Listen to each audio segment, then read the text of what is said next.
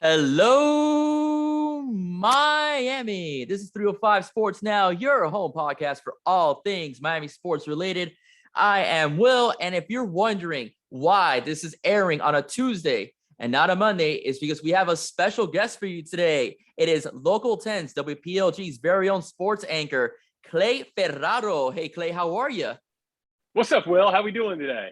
Doing well, doing very well. I am so happy to talk about what is the buzz here in town, and that is Miami Heat basketball. But before we begin, you have I was doing some homework on you, like we talked about before the show started, and you have a very fun sports history and how you got involved in television. Would you like to share that with the South Florida crowd? Sure. I joked about this, but it's probably true. You probably know more about me now than I do because my kids have killed my brain cells over the last few years. But when I was a kid, when I was little, my dad had one of those old school satellite dishes. He was a big Yankee fan. We lived in Louisiana, and he's a big Yankee fan. So we wanted to be able to watch the Yankee games. Well, I happened to stay up late one night and was playing around with the dish, and I found a station called Prime Ticket, which was the West Coast affiliate of what is now like the Bally Sports, Fox Sports family. So it was the station that broadcast all the LA Lakers games. And this was in the mid 80s, man. And you were talking the peak of the Showtime Lakers with Magic Johnson and James Worthy and Kareem Abdul-Jabbar, Byron Scott. I mean, I could go down the list. It was my love. But what I really loved, I would sit there and I had one of those suction cup basketball hoops that I would stick up on the glass window, and I would pretend to be Magic Johnson, but I would call the game like the famous Lakers broadcaster Chick Hearn. And I can still remember to this day, I mean, when the Lakers would have a game where they were leading by like 10 points with a couple of minutes to go, Chick would go, and the Lakers have this game in the refrigerator. The door is closed, the lights are out, the eggs are cooling, the butter's getting hard, and the Jell-O is jiggling. And like I loved Chick Hearn, and I wanted to have his job one day. And so I think that's where the bug kind of started. And then, as you get older, you go through a few different things as far as, hey, I want to do this, I want to do that. And so I still knew that deep in my heart, I wanted to get into sports media in some capacity. And then I just happened to be at Virginia Tech when they went to the national championship game with Michael Vick. And I happened to catch on with the TV station there. And, it was one of those things where you were fortunate that you were there at a time when things were growing and happening. And so you kind of get to see how the hot dog is made on the national level and things like that, because you're just kind of around people that are covering the team and things like that. So you get to learn a little bit more.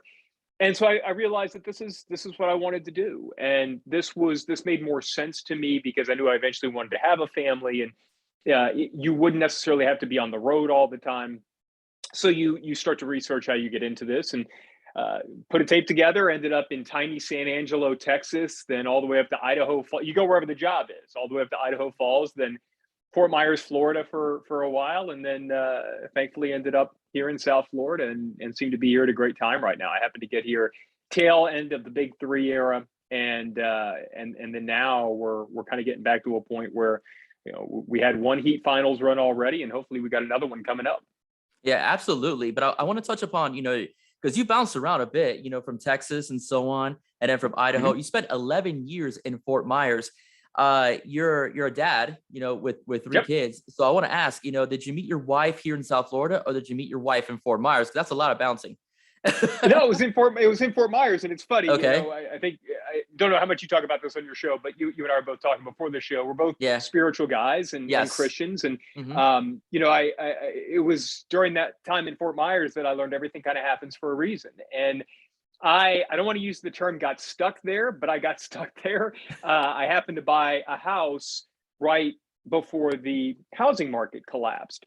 And, we had no idea it was coming. This was back in 2004, 2003, when I ended up purchasing. It was a condo. And, it bottomed out big time, cratered. And I couldn't get out of it, because of how much money we would have ended up losing had I decided to sell.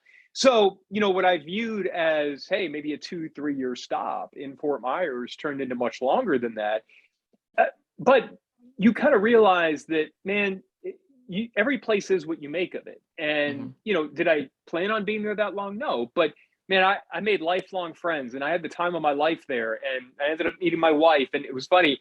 I met my wife right before the housing market fully came back, and eventually we were able to sell the home and um, move out and start to job hunt a little bit, and the job down here in South Florida popped up with Local 10. And so, you just kind of look back and you're like, oh, so that's why that happened at the time. And you kind of follow follow the tracks there. And it just couldn't have worked out better for me. I probably, let's say I would have left there after 3 years like I had wanted to. Well, maybe I end up going somewhere. I had a couple of jobs, a couple of places that were interested along the way. But had I taken one of those jobs, who knows if it would have worked out as well as it did.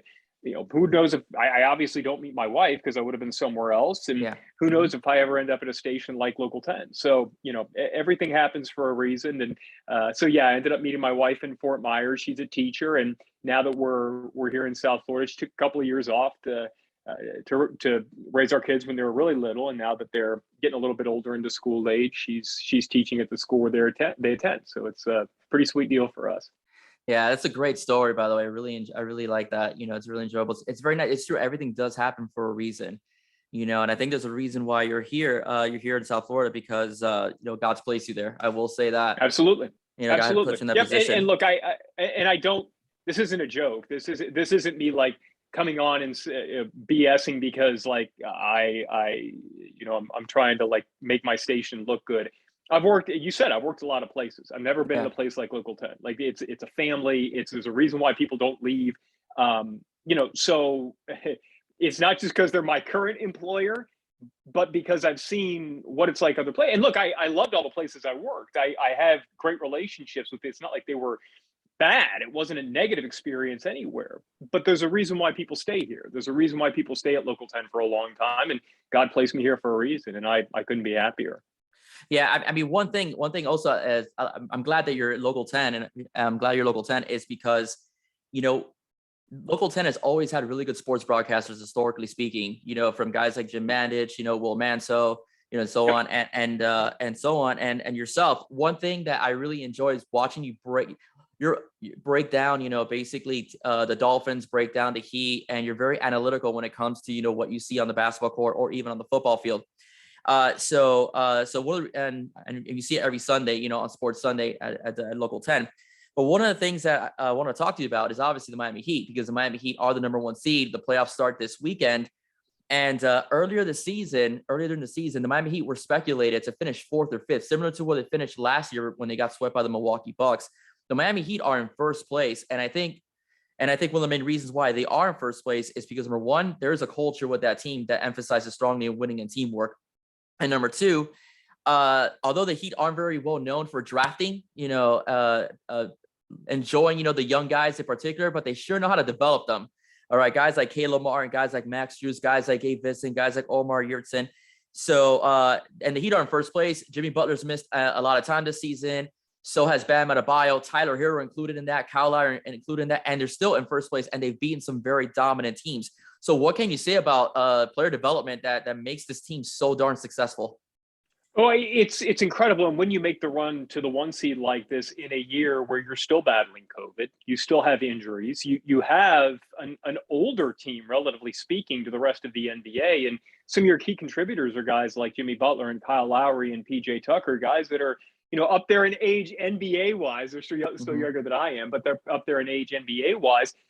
You have to find a way to raise your floor. And the way you do that is the guys who are going to be taking the minutes of those players when they're out because of injury or illness or just plain rest have to be better. And they have to be better than everybody else's 10th, 11th, 12th guys around the league. And that's what they've done a fantastic job with it. And the one thing that I think people look at Heat culture and they think that Heat fans just think that you put anybody in the Heat building and they will magically become better than they are.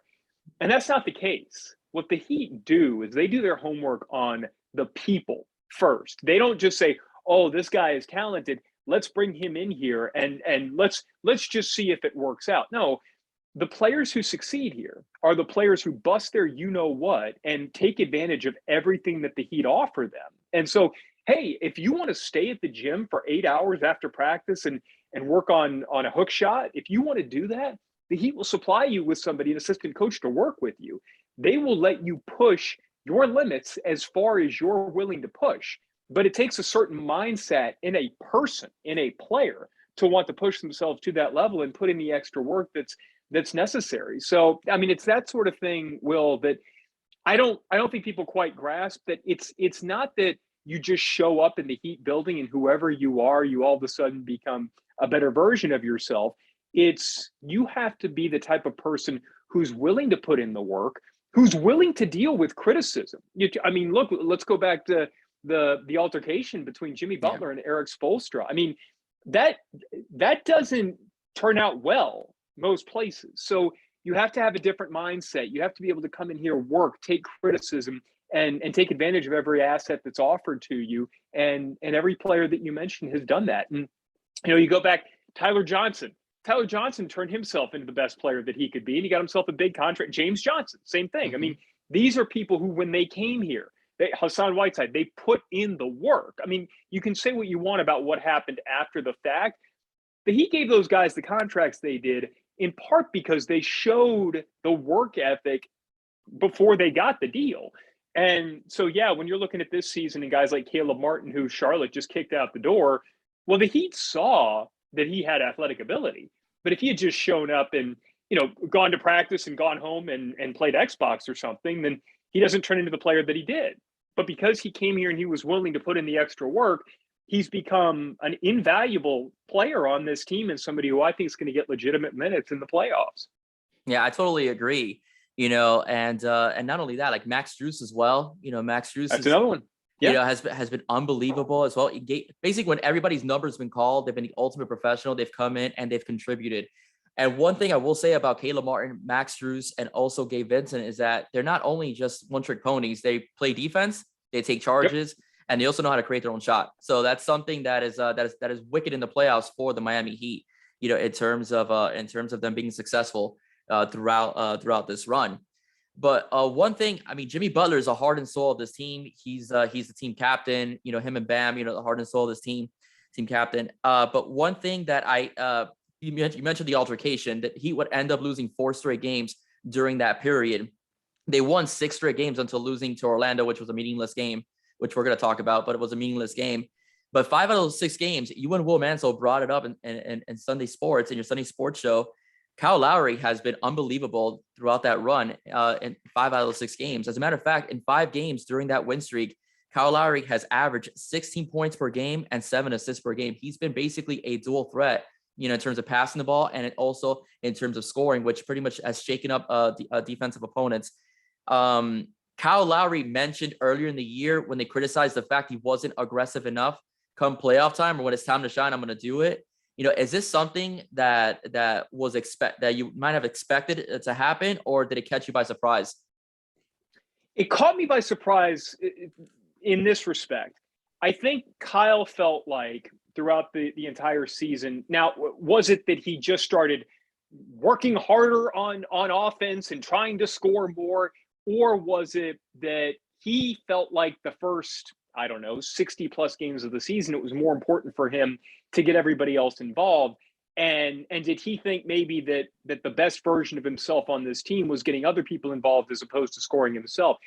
So it surprised me in the sense that it just seemed to happen like that, right? And it's not that Kyle Lowry didn't want to win basketball games before. Something happened to where he realized, look, I got to score on this team. And what I found really interesting, Will, was there was a moment, and it was after the altercation in the Heat huddle. And I don't think I'm giving away company secrets here. Kyle Lowry is somebody who didn't talk to the media very often this year. There's a reason why you didn't hear a lot of sound bites on Local 10 from Kyle Lowry. And it's not because we just choose not to. It's not that he refused. It's just that he's not somebody that if you ask the typical blase day to day, so what were you thinking on this play, blah, blah, blah. He's been around too long. He doesn't suffer those kind of nonsense questions. But there was a moment after that altercation that really stuck out to me, and I kind of made a mental note of it at the time. Usually Eric Spoelstra is the first person to talk to the media after the game is over. First person that walked up after Eric Spoelstra and Jimmy Butler and Udonis Haslem were going at it. And I was told that media requested both Jimmy Butler and Udonis Haslem to talk that night. The first person to come talk to the media was not Eric Spoelstra, was not either of the two people involved in the altercation, either of the two players. It was Kyle Lowry. And he walked up there and he just grabbed the microphone, sat down. He knew exactly what question was coming. And he even acted like he gave this natural reaction to it. If you go back and you look, he was asked and he goes, "Oh, man, that's crazy. But that's passion. That's what we're about." I mean, like, It was that moment to me, Will, that this became Kyle Lowry's team. And I know that's crazy to say when you've got somebody when Jimmy Butler's still the best all-around player. I think Tyler Hero, you can make the case, has emerged as the best scorer on this team. Bam Adebayo, clearly the best defensive player and maybe the most important player to everything they do when you factor in offensive and defensive sides of the court. But it was that moment to me, Will, that this became Kyle Lowry's team. And it wasn't just the scoring. It was that he sensed that this team needed something both on and off the court, that at that moment it was lacking. And they went out and then they blew a big lead against the Knicks. And then they got doors blown off of them by Brooklyn. And then Eric Spoelstra puts Max Strus in the starting lineup. And it felt like the combination of all of that stuff coming together and this becoming Kyle Lowry's team was the turning point in this Heat season. And look, if they go on to win a championship or even make the NBA Finals, they're going to be talking on DVDs about how crazy that moment was in the huddle against Golden State and how it propelled them to this run. And yet I think it was more than that. I think it was Kyle Lowry kind of sensing that this thing was kind of on the brink a little bit. And yeah, there is the Heat culture thing that you're allowed to yell at each other and then you'll be okay. But somebody had to step in and kind of be the good cop. And, I think Kyle Lowry told us before the season, he said, "Look, I know how Jimmy is." And this was the first Q&A that he did when he got here. Actually, it was a Zoom before he even got here. And he said, "Look, I know what Jimmy's like. I know that he yells and curses and screams. He's one of my best friends on this planet. I also know that there's a time to be soft. There's a time to be the good cop. There's a time to go over and talk to the guy that Jimmy's yelling at and say, look, it's okay. And I think it was that point where Kyle sensed that he kind of had to be the yin to Jimmy's yang a little bit. Okay. Question about that as well. The Kyle Lowry emerging as team leader during that process was great. But I do want to talk about rotations. One thing that is noticeable, and all the fans know, is that Duncan Robinson was taken out of the lineup as a starter in place for Max Strus. Max Strus, although let's be honest, Duncan Robinson is a lights out shooter when he's on, but Max Strus is a heck of a defender. He shoots a very good three. I believe he's second on the team in threes in 68 games played. So I mean, there was a defensive change and an offensive change when Max Strus was injected into the lineup, was there not? Oh, for sure. And, it's a few things. It's, Duncan's playing because, number one, it's what's worked. And it's hard to make the decision to shake up a lineup when you're in first in the East and everything is going smoothly. And he also creates that gravity that they always say. And honestly, the gravity for Duncan Robinson may be unlike anybody in the NBA. Even when he's missing, teams know where he is at all times and they feel like they have to go. But if you notice as the season went on, not only was he starting to miss some shots a little bit, but teams were kind of figuring out how to put him in uncomfortable spots. Mm-hmm. And it also kind of, because, part of the Heat offense is the two-man game, the pick and pop, the screen and pass between Bam Adebayo and Duncan Robinson. They had this great chemistry doing it. Teams started throwing that off a little bit. And so when you're starting to see the things that made Duncan such an asset in the starting lineup mitigated a bit by other teams, then you're starting to look at the things that he doesn't do well. And it's defense. And I mean, we're speaking bluntly here. He's not a good defender. He's a bad defender. Not. And he works hard. I mean, he does what he can, but hey, I mean, the poor guy, like whenever he gets anywhere near a guy, he gets called for a foul. Yeah. And, whether it's legitimate or not, that's a problem. Max Strus, on the other hand, he's not as good of a shooter as Duncan. The percentages are close, but I don't think anybody, like if you're telling me I want somebody to be in a three-point shootout tomorrow, I'm taking Duncan Robinson over Max Strus. Yeah. But Max Strus is a much more complete offensive player. Yes. He's much more of a threat in transition. He's somebody who, like, man, Duncan got better at driving to the basket, Max Strus is a problem driving to the basket. I mean, he's somebody that he's strong, he's going to take contact and finish. And then the defense is, I don't think anybody's going to put him on the NBA all defensive team anytime soon. But look, man, Jason Tatum was targeting him at the end of that Celtics game. And he held his own. And he became up some huge defensive plays down the stretch. So you have somebody who is at least not a big step down offensively from Duncan. You can make the case he's a better all-around offensive player, but he's also a much better defensive player. And with that in mind, it was a no-brainer, and I don't think we're going back anytime soon. Yeah, that Celtics game, they won that game because of Max Strus's defense. He Huge. took the charge No against Jason Tatum. He had two key blocks. And his scoring as well. They won that game, defensively because of Max Strus. I mean, it was the eye test and the statistics just flat out show it. So now we're going to talk. And let me add one more thing. There's a point where, when we're going to talk about the rotations, but when you're trying to figure out what the rotations are, you can't have two defensive liabilities on the floor at the same time in the playoffs. No. And you're going to have one with Tyler Hero because you have to play him. Like, there's no, you can't keep Tyler Hero on the bench, especially at crunch time. So, I think you're running out of potential minutes for Duncan Robinson if he's not going to start the first and third. He's not going to play at the end of the game.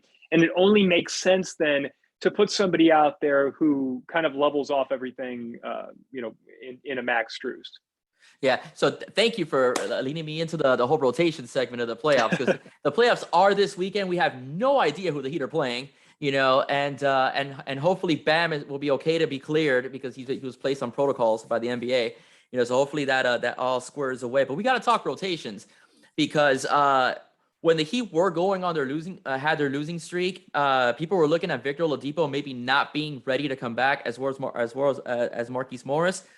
But you can't ignore the last two times that Victor Oladipo's been out there. He's just flat out balled. And against the Orlando Magic, I know it's the Magic, but still, it's still an NBA basket. It's still an NBA team in general. He just went nuts. I mean, light on his feet, shooting threes, dunking the basketball, distributing to his teammates. Defensively, he was out there. I mean, Victor has looked great the last two games he plays. So how does Eric Spoelstra juggle that rotation? Does he maybe one game, depending on the matchup, put Victor in, as a starter, or just maintain, the Max Strus thing, or like what do you think? Because I think Eric Spoelstra has a lot of toys to play with. He does, and this is tough to say because you're right. Victor Oladipo has looked really, really good, especially the Toronto game. I thought not only did he score, that he was impactful. He impacted winning. And obviously the Orlando game, they lost the game, but he scored a lot.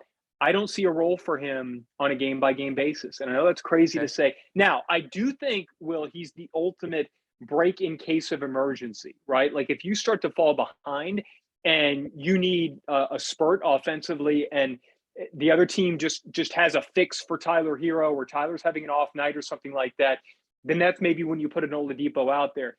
But here's the problem.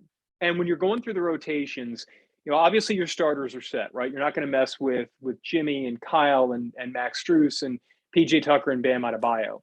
So then you're looking at, okay, who is going to fill out the rest of that rotation? And you're already going to have somebody coming off the bench who is going to be your ball dominant player in Tyler Hero, right? Like as much as I love what Vic brings, any possession where the ball is not in the hands of Hero or Jimmy Butler or Kyle Lowry or Bam, to me is a lost possession. You got to find a way, or maybe Max Strus if he's got a good defensive matchup. So you start to run out of roles for Vic. So offensively, the thing that makes Vic great offensively, and what we saw in Orlando, and unfortunately, this is why when he was on bad teams, the numbers were great.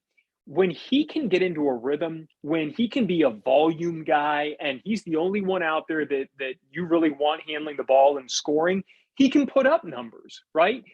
But if you're asking me who I'd rather have the ball in his hands, Victor Oladipo or Tyler Hero, I'm taking Tyler. Victor Oladipo and Jimmy Butler, I'm taking Jimmy, and Kyle and Bam. So you start to run out of the ability to do the thing that makes Victor Oladipo great on offense. So then you start to ask, okay, well, where else can he help? Is he a better defender? Like, let me ask you this.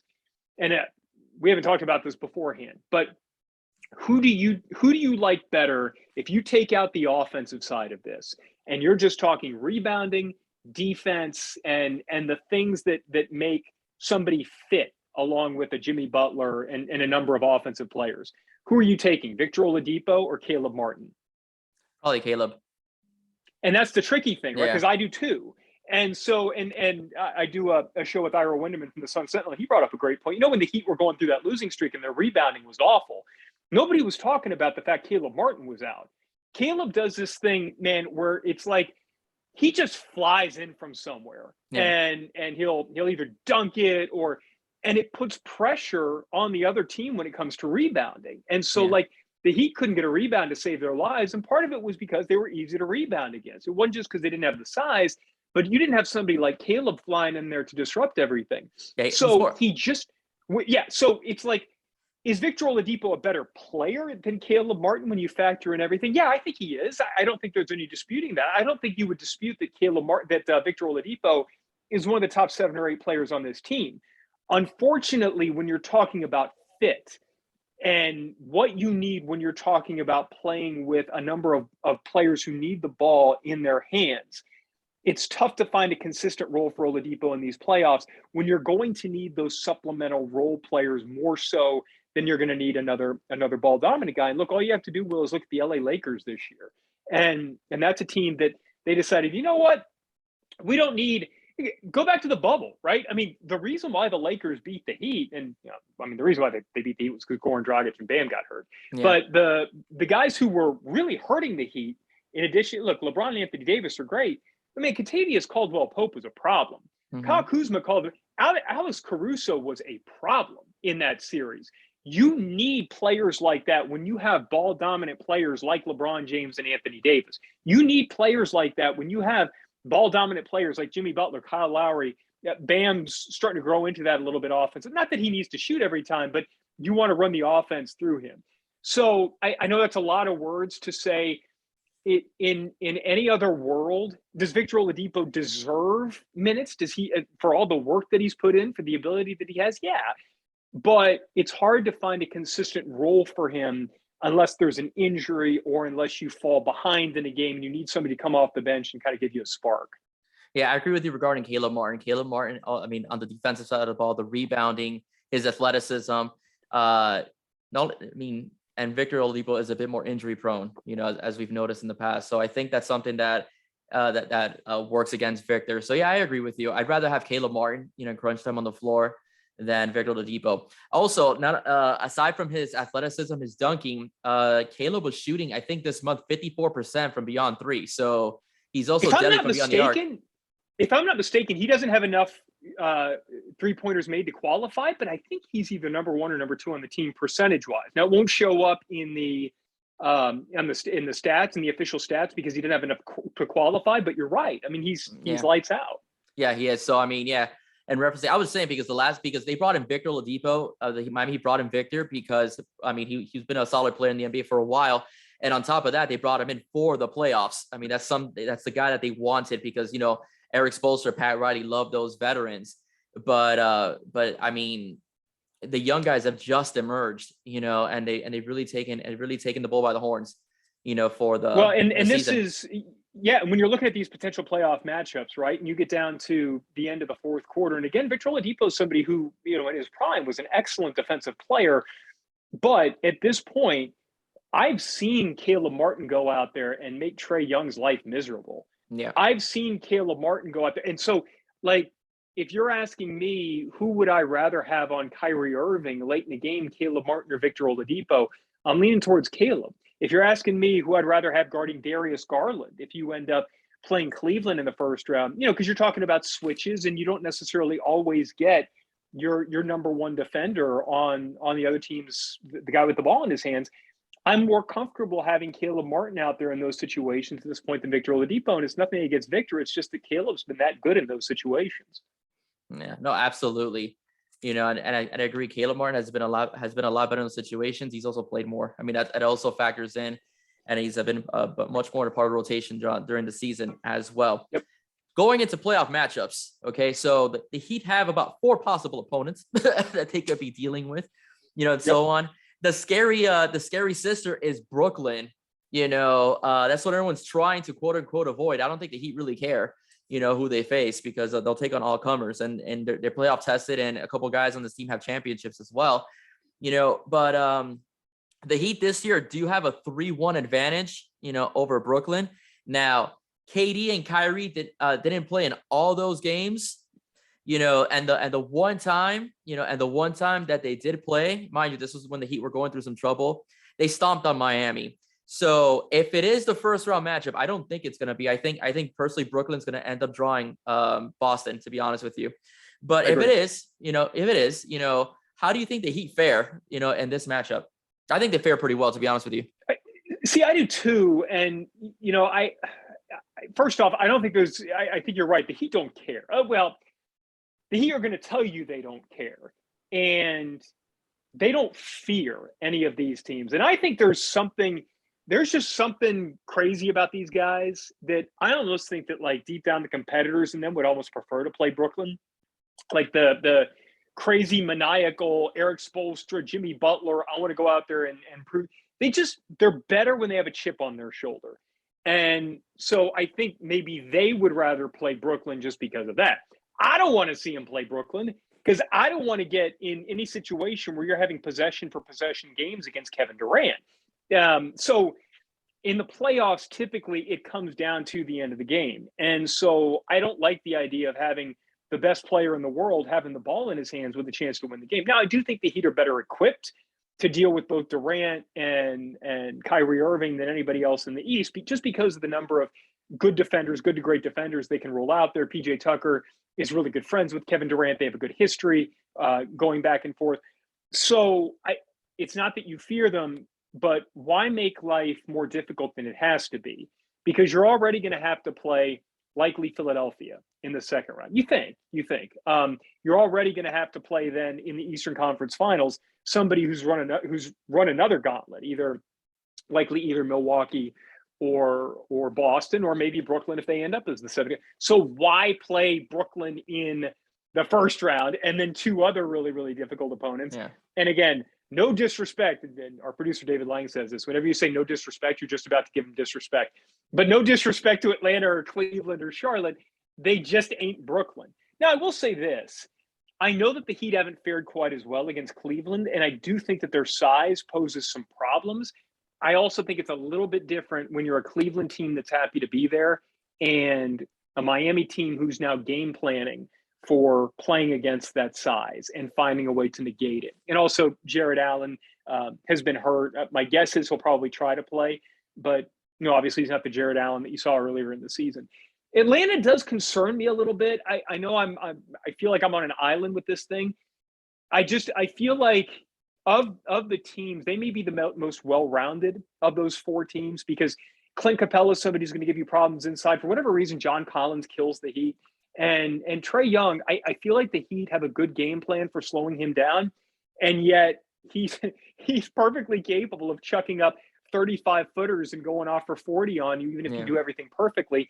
And they've got players like Bogdanovich, who killed him the other night, that, if you leave him alone. So I don't know that there's any one of these teams that you look at and you say, oh man, that's trouble for the Miami Heat. But I certainly do think that if you're like ranking them, in my opinion, Charlotte's the team that you'd love to see, just because they don't play a lick of defense and the Heat seem to play really well against them.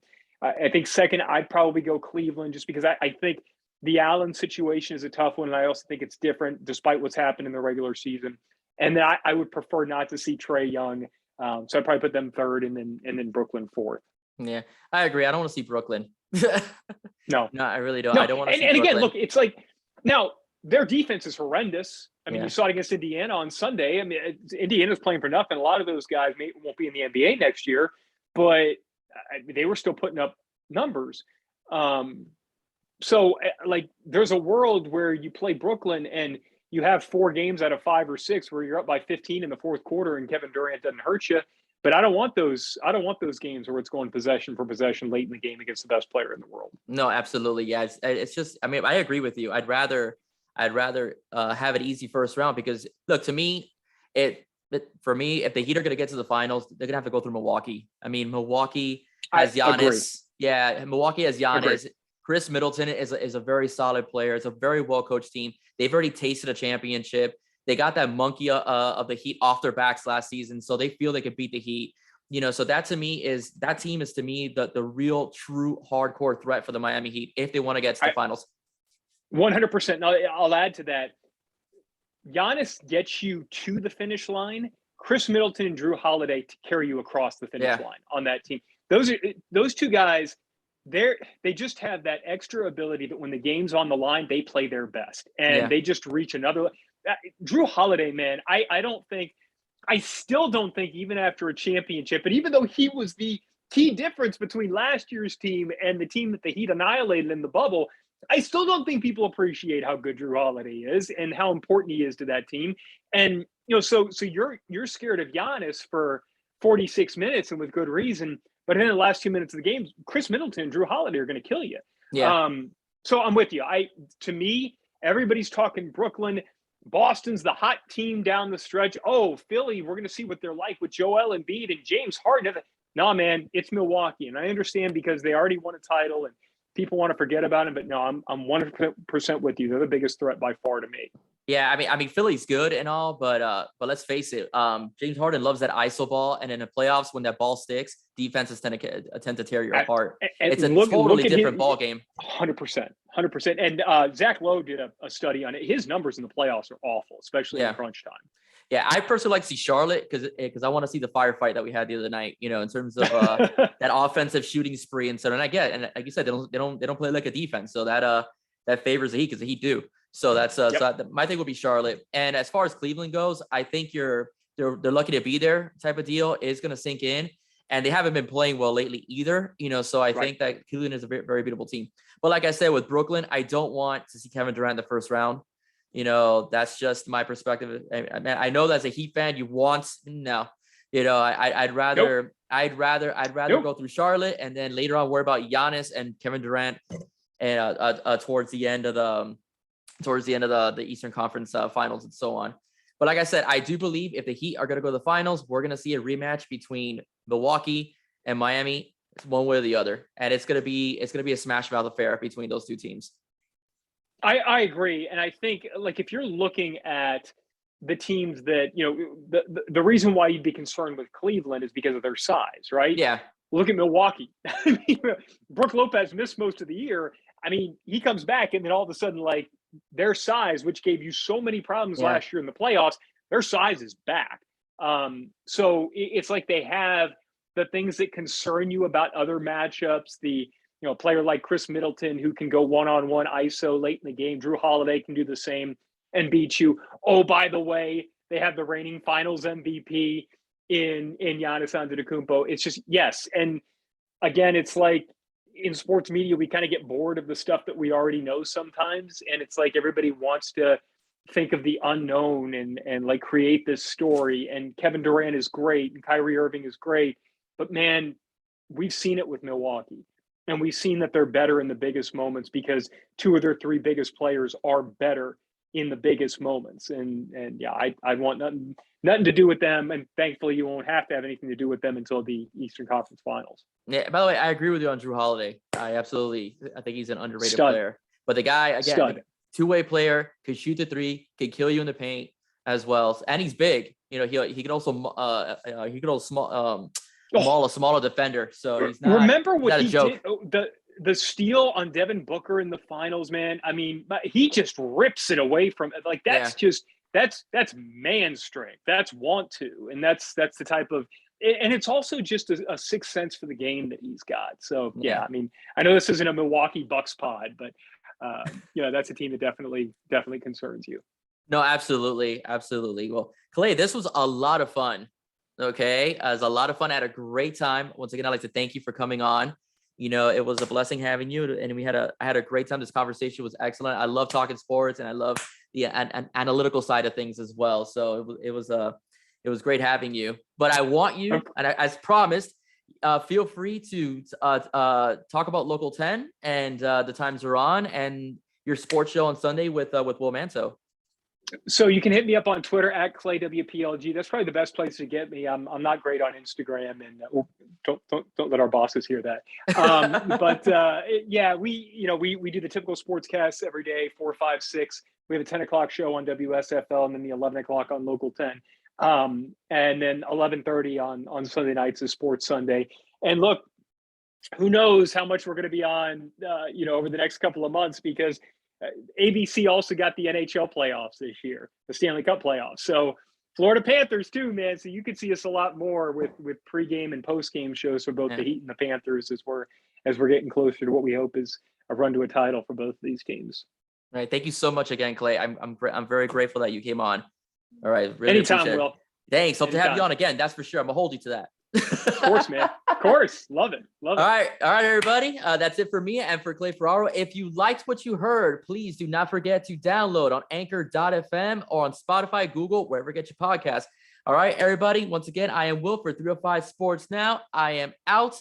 See you soon and enjoy the playoffs.